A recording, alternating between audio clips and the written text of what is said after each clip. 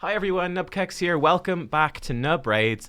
In today's video, we actually, funny enough, have another almost epics only team. Also, one rare is in there as well.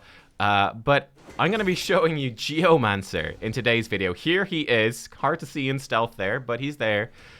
Completely destroys rotation 2 of Hydra. Probably the best epic in the game for this, actually. So I needed to get a video on him out as quickly as possible. I've been grinding like crazy to get him up because I had him at like level 50. He had no gear, no masteries, nothing. So I've been grinding like crazy to get him up before the weekend because I'm off with my girlfriend this weekend. We are going house viewing. We're trying to buy a house. So yeah, if you guys would like to subscribe to the channel, I'd really appreciate it. I think we're at 958 subs right now. If we could get to the 1,000 subs, I could tell her and she'd be happy. Otherwise we're going to be at this house viewing and she's going to point, to the doghouse out the back and say, that's for you. That's where you live. So yeah, but let's go. Let's look at Geomancer. Why is he so good? Well, the reason he's so good is what has changed at rotation 2 of Hydra. Two big things. Number one, the head of decay is gone. That is the head that was removing debuffs, and Geomancer relies on debuffs, so that's gone. And number two, with the head of wrath and the head of blight, there's a butt-ton of AoE damage coming in on your team. So what does Geomancer do? Well, Geomancer on a 3-turn cooldown with Quicksand Grasp when booked. This does turn meter stuff, which does nothing against the Hydra, but when it is booked, it doesn't say it properly here in the tooltip, but it's a 100% chance to put HP burn and weaken on the target for 3 turns. And there's no way for any of these heads to remove that. And then his passive decreases the damage all allies receive by 15%. Good in itself to help you survive all this damage coming at you, but then it also deflects that damage onto each each enemy, under a HP burn debuff placed by Geomancer. If it hits Geomancer, it instead deflects 30% of the damage, and then will also proc this like War Master style effect. So insanely good. In his AI settings, I actually have Creeping Petrify turned off, but we can take manual control for this. When fully booked, it's a 3-turn cooldown. I actually didn't have enough books, but it removes all buffs from a target enemy and then attacks them. Can steal all buffs if they're under HP burn debuff, but the idea here is that, okay, if the Head of Mischief steals buffs and puts buffs on a bad head, or if this Head of Wrath ever buffs himself up with his Vengeance buffs, we can just rip those off and try to keep ourselves alive. And then his A1, really good too, is an AoE attack that can place decrease accuracy. So again, decreasing the number of poisons are placed, decreasing the chance for Head of Mischief to steal our buffs and turn meter, and yeah, just doing an AoE hit that is going to be proccing War Master. So let's start burning these suckers. Let's burn this guy. There we go. And let's hit auto. Let's let it run through. And let's see what's going on. Let's see how this does. So the fun thing about this, right, and sort of the idea that I have with this comp, I have increased speed from Haikatoon, decreased speed from Tainix Hateflower. I'm going to talk about her more later.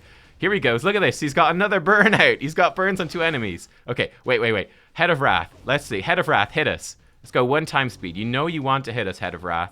I know you want to. You do that. Let's see. When's he going to go? In fact, let's hit him. Let's try trigger his Vengeance thing as quickly as we can. Let's see what this is going to do with 2 HP burns out. 2 speed, please. Speed us up. Bonk. Look at that. Look at all those damage ticks. Look at those. Okay, we are going to put Veil back on. Geomancer, AoE hits. Not bad, not bad. We're provoked, so we're going to hit him anyway. Great. 1 more hit. Should do it. Here it goes. Boom, look at this. Look at all these damage numbers. We're over 1 million damage. We've barely done anything. We don't have any damage dealers on this team. This is all the heads killing themselves, which to me is just absolutely hilarious. Let's put this back on auto. But yeah, we've got decreased speed with Tainix. One important thing that we do have with this team is Perfect Veil is really important, right? With Geomancer, 1 turn left. Okay, 1 turn left on that. Cool. With Geomancer, let's target this one. Because he has an AoE A1, he's going to be hitting this Fear Head, and he is going to True Fear himself, and you don't want that to happen, because that will stop you from placing your HP burn, which you do not want. Bam! Look at this! They're almost dead! He's almost bloody killed them! You monster, why would you do this? Head of Wrath? You truly are a monster. But yeah, let's let this run through for another little bit. Let's see if we get up to the 6 million. But yeah, so we do need a champion to give us Veil, or someone that can consistently remove the debuffs from Geomancer to ensure that he's not going to get messed up by that. Let's just let them do whatever the hell they want at this point. Again, I've got Painkeeper in for cooldown reduction to try get more of these burns out. All right, let me just see. Where is Geomancer at? This is one thing you should be doing, actually. There's one downside of this comp. Here we go. We do have to take manual controls, burn this guy, of Geomancer, just to make sure that he's putting HP burn on the targets that we want it to, right? Because it's single target. You want to be choosing the targets. Typically, the stuff with the highest HP is what you want to do. There we go. We've got 2 heads dead at once now. Head of Wrath. Bang. He's going to start killing himself. Look at that. He just blew himself up. Why? Oh my god, it's so good. It's so good. All right, you know what? You know what? Look, I think honestly, you see how that works. You see how it works. We're easily one-keying that. That's too funny. That's too funny. And guys, it also works. I did record this as well. This was I was recording this on my phone before I came to my PC. But this is on hard, right? So this is actually the run on hard difficulty with the same team. Now, I did this one pretty much full manual because, like, there's just so much damage coming in. It gets really scary. But you can see on this run that we're about to hit 10 million damage on hard. And again, we have no damage dealer on the team. The damage dealers are the enemy heads, in particular the Head of Wrath, and then to a lesser extent the Head of Blight. They are our damage dealers. Geomancer is recruiting them to our team. He's saying, come join our team. You can see over here, we're smashing through. The one thing that's a pain in the ass is Head of Decay ruins everything because he can remove debuffs. And again, you can lose the fight easily if he puts the shield on Head of Mischief, and then Head of Mischief eats one of your champions. But look at this, I have like 11 million on hard. I don't think this is quite one key, but it's pretty damn close, right? So it's so good. It's so good. Here's what we have. Let me show you first of all the AI setup that I've got. So I've got Haikatoon in here. She's got Rally the Horde, her speed buff and turn meter fill on a one priority. Tanix with an AoE decreased speed on 3-turn cooldown. I actually think Tanix is way underrated. Oh, please, other content creators, please don't steal this from me. Okay, let me do the video on Tanix after the weekend, or give me a shout out either. I'll let you do it if you give me a shout out. But yeah, she comes in, right? She attacks one enemy, and then when booked up, if she crits, right, she'll put decreased speed on everyone, and it's a place as well, so even if they have the poison cloud or whatever, she'll still decrease speed everyone. That's a 3-turn cooldown, and then she's healing your team whenever she hits people with decreased speed. She reduces some of the damage. Tanix is considered to be terrible. Let me actually hop out real fast. I thought this was hilarious when I was looking at it yesterday. If I go into the index, look at this, right?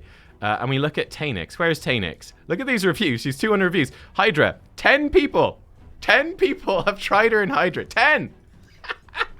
10 are like, she's pretty alright. I think she's great. I actually think she's great. What she basically does for you is she's bringing you decreased speed and healing. So I think you compare her to like a Vrask. She does about half the healing of a Vrask, I would say. But she does bring decreased speed consistently. And one issue is that decreased speed is actually pretty rare. And she's a good affinity for this rotation too. So anyway, Tanix, don't sleep on her. I'm going to do another video on her. Rector Drath is in there with a priority on Spirit Form. Yeah, I'll talk about her in a second, but you absolutely need Perfect Veil to stop Geomancer getting True Feared. Ugo's in there with Maelstrom Rack as #1 priority for some decreased defense block buffs. Geomancer just has Creeping Petrify turned off. Again, take manual control if you need to use Creeping Petrify. Then Painkeeper, she's doing cooldown reduction on skills by 1 turn. That's #1 priority, but I do have Spectacular Sweep set as her opener. She's my Painkeeper for my Bat Eater team, right? So she's very quick. So I just want to make sure that she does Spectacular Sweep or AoE hit first, so that basically Geomancer will then take a turn and then she'll reduce the cooldown. So want to be trying, you can even take more manual control than I was doing to make sure that you save combat tactics for whenever Geomancer's coming back around. And the other sort of theory here as well is that it's helping Rector Drath get more uptime on her Veil, her Perfect Veil, so we get less fears. It's helping Ugo get more uptime and more chances to block buffs and blah, blah, blah, blah, blah. Right, that's the sort of a concept with this team. Before I show you their gear and their masteries, I did want to point this out. I put together a few champions that I think synergize really well with Geo. So Aox, I think, is actually a great one and a more safe option. What does he do? He guarantees places decreased attack on all the heads. So it means less damage coming in at you, which means Geomancer's reflecting less damage. But if you're struggling to stay alive, I think he's a very safe option. And then the really fun thing he does is his passive, which increases the duration of 2 random debuffs on the attacker by 1 turn when attacked, once per hit. The fun thing about this is you can get lucky and it can extend Geomancer's burns. So you can just have like the entire enemy team burning, they smack your team, and Geomancer just one-shots the whole enemy Hydra heads. It's hilarious. But that does require some luck. And he also does really good healing with this as well. Rector Draft, like I said, I think a veil or a way to remove the True Fears is pretty much essential.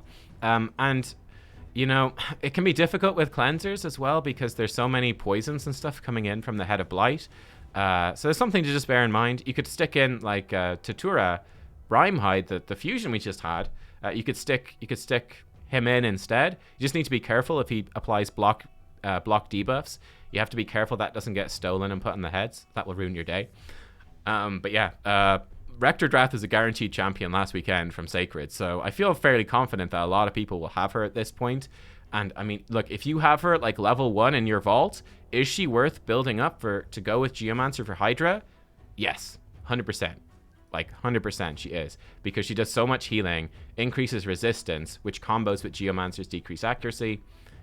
100%. I think Thylesia could also be pretty cool here. She has an AoE decrease attack and she's good affinity. Then she has an AoE debuff duration increase, right? So increasing the duration of those debuffs. And then she also can put Hex on the enemies. So this means that if Geomancer gets eaten by the Head of Mischief, it does give you some access to Hex to try to get that Head of Mischief down. So I think that she could be pretty decent.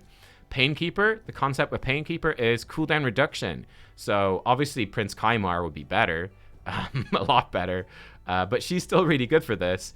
The idea is, again, just get more burns out of Geomancer. And then, again, another option would be something like, sorry, this is Reliquary Tender, but the idea is that someone that is cleansing debuffs to stop Geomancer being true feared. And yeah, we're just bringing a lot of healers. And yeah, it's kind of the fun thing about this comp is we're doing lots of speed manipulation, right? Tons of speed manipulation. Then we've got healing from Tanix, Rector, Ugo, and Painkeeper. They're all healing. And all of the damage comes from Geomancer's burns, and we're not increasing defense, we're not blocking debuffs, we're not even decreasing attack all that much, but it still works because we've got so much healing, and then there's so much damage being reflected by Geo. Let me show you their builds. Actually, I could have clicked the champions button, couldn't I? That would have been better. That would have been better. But anyway, let's go through the builds of these champions. So first of all, we have Rector. Rector is in sort of a mishmash of sets, resistance, immortal resilience. Her gear's all rolled up and she's geared well. So she's got lots of HP and defense, very quick, and tons of resistance as well. And that's pretty much it. And for her masteries, she's going into extended buff duration and War Master. It's going to be a common theme for most of these champions. Ugo is similar in terms of her masteries. She's got extended debuffs though, extended debuffs and War Master. And Ugo actually doesn't have accessories rolled up yet, but Ugo is built very tanky, tons of HP, tons of speed, tons of accuracy, and yeah, just 3 perception sets, more speed and accuracy. It's basically the deal with Ugo. Who else did we have in there? We had Haikatoon, who's in a bunch of level 12 gear, right? Not much going on in terms of her gear, but she's got lots of HP and a good chunk of defense, and she's going okay speed, and okay, she's okay. And her mastery, she again has War Master and extended buffs, so she can keep the increased speed on us more. Painkeeper's coming in, not fully mastered.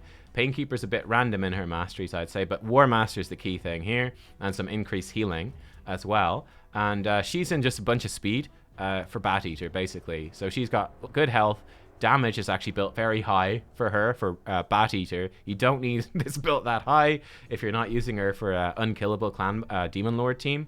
She's got lots of crit rate. Again, this is for unkillable clan boss and tons of speed. The speed required for that. Bat Eater with Ninja.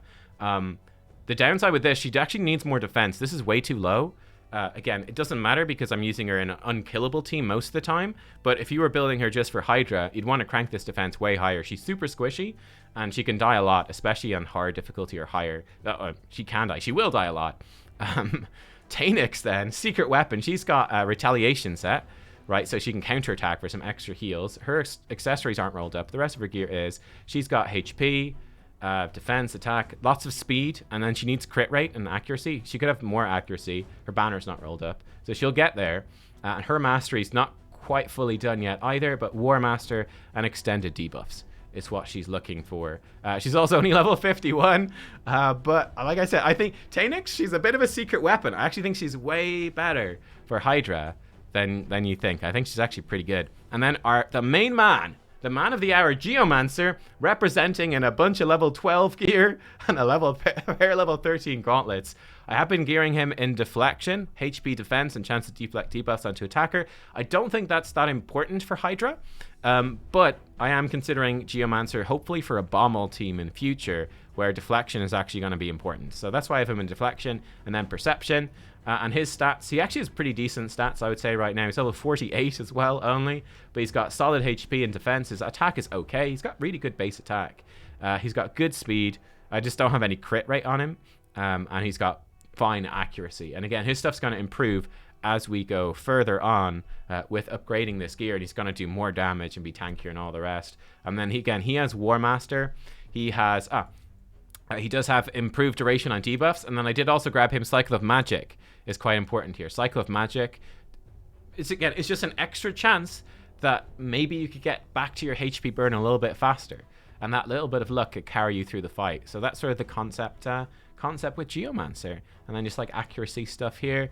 We do have Life Drinker, so he can heal himself up with those AoE War Master hits against the Hydra heads with his A1. Yeah, that's Geo. And there you go, guys. That is, I think he's absolutely busted. He's completely busted for Hydra. Just I want to rewatch this video now to see all those heads dying at once. That was amazing. But yeah, again, guys, I'd really appreciate it as well if you enjoyed the video. Stick around on the channel. There's going to be way more stuff coming, obviously, in the future, in the next few days. And yeah, if we can hit the 1K subs as well, I think that's how I get into the content. If anyone knows how to get into the content creator program, that would be great. I think at 1K subs is where you can get in, and I can get access to the Discord and the news and stuff like that. So I can be on top of making those videos for you. Ultimately, I'd love to get on the test server. The test server would be the most hype thing, so I can show you what like new champions are going to do early. So yeah, I do appreciate the support. But there you go. Thanks for watching. I hope that you enjoyed. Have a great weekend. Good luck with Hydra rotation too. Look at this madman. Look at these crazy eyes. This is the face of a man who eats Hydras for breakfast. Look at this. Look at this guy. Oh my god. That's Geomancer. Thanks for watching. Bye-bye.